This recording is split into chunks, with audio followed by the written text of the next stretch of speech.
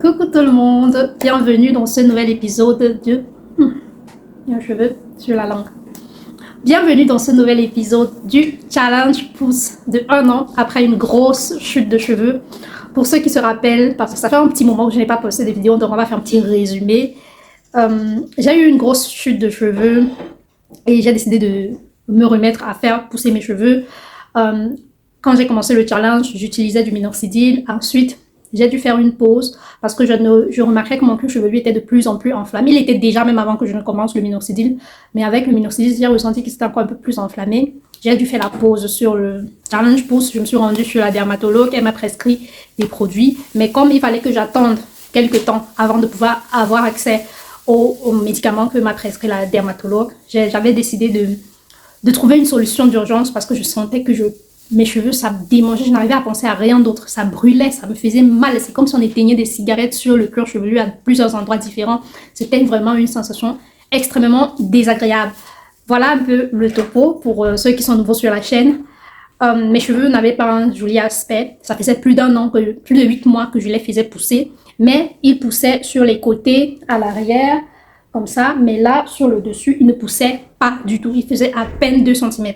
Et aujourd'hui, je les ai mesurés, ils font 4 cm sur le milieu là comme ça. Et même avec l'aspect général, je pense que ça se voit quand même qu'il y a une petite différence entre la moi d'il y a 1 mois et demi, non, entre la moi d'il y a 3 mois et la moi de maintenant.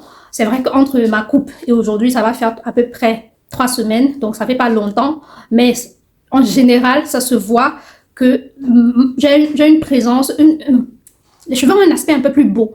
Donc, je vous présente mes cheveux avant de passer au sujet de la vidéo. Donc, vue de face, voilà ce que ça donne. Afro, très sec. Ça se voit qu'ils sont super secs.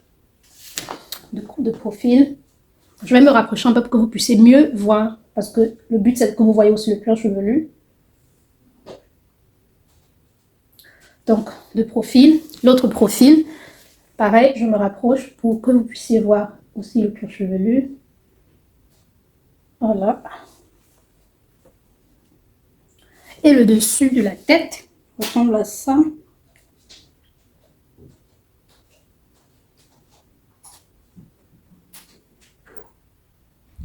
Bon, j'espère que vous avez pu voir, même sur la ligne de devant, ça se voit que ici je n'ai pas de cheveux. Le trou était beaucoup plus présent.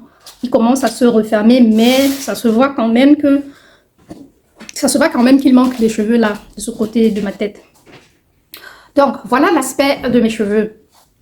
Donc, on va commencer par je vous présente déjà les 2 produits prescrits par la dermatologue.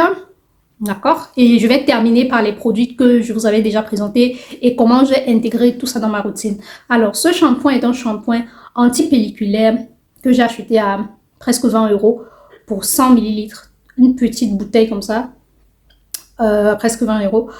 À utiliser maximum 3 fois par semaine et à laisser poser sur le cuir chevelu à peu près 3 à 5 minutes. Ce que je fais, j'utilise également une brosse pour bien frotter le cuir chevelu, bien masser, m'assurer que j'aide mon cuir chevelu, j'aide à décoller les pellicules parce que c'est un shampoing anti-pelliculaire qui est censé décoller les pellicules qui ne veulent pas quitter le cuir chevelu, chose que je ne savais pas. La dermatologue m'a dit que j'avais beaucoup de pellicules collées sur mon cuir chevelu et avec ce shampoing, je vois la différence parce que je vois que les pellicules quittent le cuir chevelu vraiment. Et à côté, le soir, elle m'avait prescrit cette lotion que je n'arrivais pas à avoir parce qu'aucune pharmacie ne réussissait à en fabriquer. C'est une lotion à fabriquer sur mesure en pharmacie, c'est-à-dire que la dermatologue a écrit les ingrédients à mélanger et c'est en pharmacie qu'un pharmacien doit faire le mélange et que ce produit est à utiliser le soir. Il est fait à base du clobétasol, de l'acide salicylique, clobétasol propionate, c'est ça on dit en français, acide salicylique, oxyde dodécanol et acide isopropylique et d'eau purifiée à appliquer le soir uniquement et c'est ce que je fais.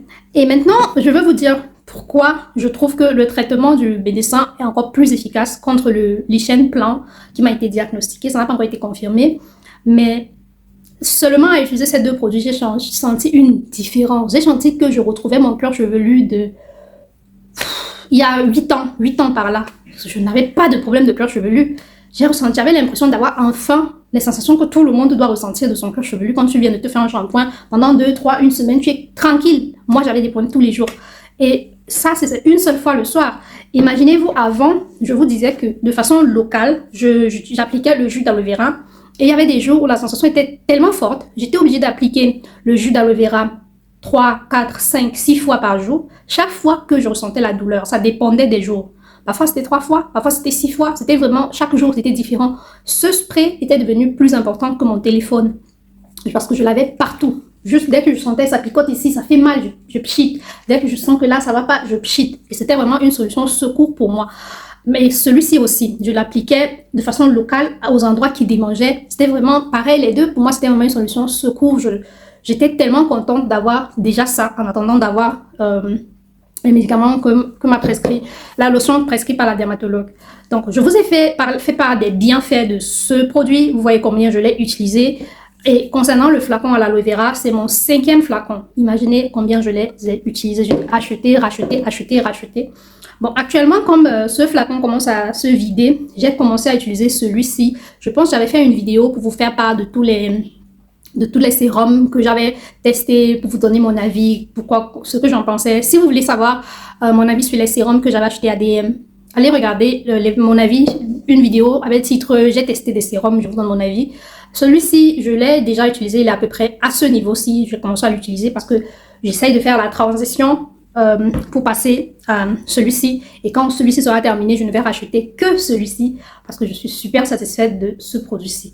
Donc voilà pourquoi j'avais envie de faire cette vidéo, pour vous donner mon avis sur déjà ces deux produits-ci et vous présenter aussi les nouveaux produits que j'attendais et que je n'avais pas reçu, dont je ne pouvais pas parler, qui faisaient partie du traitement médical. Maintenant, quand Challenge Pousse ne s'est littéralement jamais arrêté parce que les cheveux poussent toujours, même quand on ne fait pas de stimulation. Donc, ne baissez pas les bras si vous essayez de comprendre ce qui arrive à votre cuir chevelu. Ne baissez pas les bras si vos cheveux ne poussent pas. Je vous invite à consulter un dermatologue. Le but de cette vidéo, c'est de vous présenter les produits qui m'ont aidé à obtenir ce résultat-ci. J'espère que vous avez pu voir. J'essaie encore de vous faire voir. Et de dessus. Voilà où est-ce que j'en suis. Après, je vous remercie d'avoir regardé la vidéo jusqu'ici. Si vous en avez envie, laissez-moi un pouce bleu, ça me ferait très plaisir. Laissez-moi des commentaires pour me dire ce que vous avez pensé de la vidéo, du sujet, du challenge pouce, si vous participez au challenge pouce. Et à la prochaine vidéo, portez-vous bien. On se retrouve très bientôt. Bisous, bye bye.